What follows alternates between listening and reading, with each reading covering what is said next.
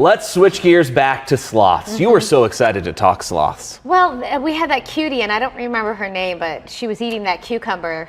Oh yeah, and it was like, and that's when she really sped up.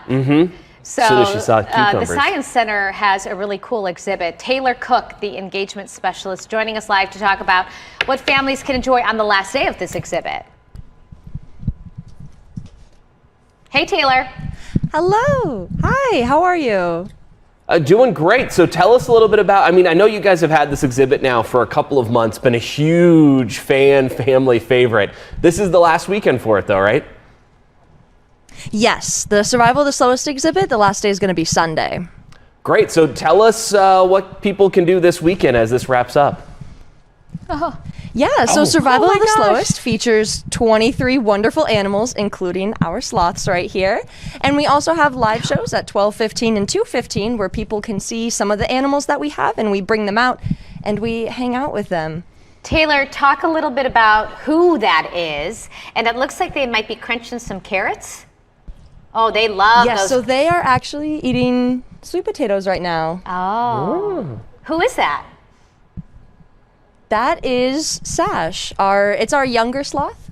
She's very cute. And while we're in this sloth enclosure, we have to make sure that we're wearing masks because sloths, they're very slow, and that includes their immune system. So they're very susceptible to diseases, including respiratory disease. So we got to be real careful. How old is Sash? Sash, I believe, is 1 year old. 1 year old? Yeah. So she's a little baby. And how many sloths do you have there? I'm seeing a bunch. Yeah, so we have 2 at the moment. We have Sash, who's the one that's climbing right now. And then in the back, if you look closely, there's JJ. She's our older sloth. She's about 2 years old. And they seem to get along very well. Is that always the case? I mean, most of the time, yeah. When we walked in today, they were cuddling together. It was very cute. JJ's just like, why am I not getting sweet potatoes right now?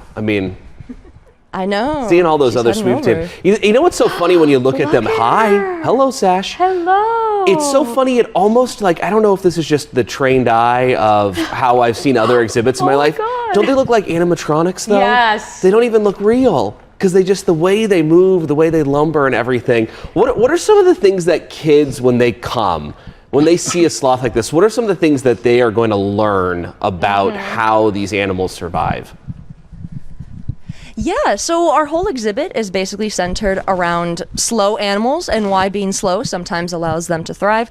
So a lot of the time, animals that are slow, the reason why they're just sort of lazing about is to conserve energy so they can use that energy for other productive things, like our sloths right here. This They're might moving be the around. fastest I've ever seen a sloth move. Is it just because I know she's wide awake? She's just curious. She knows there's food. Hi. What is driving all of this?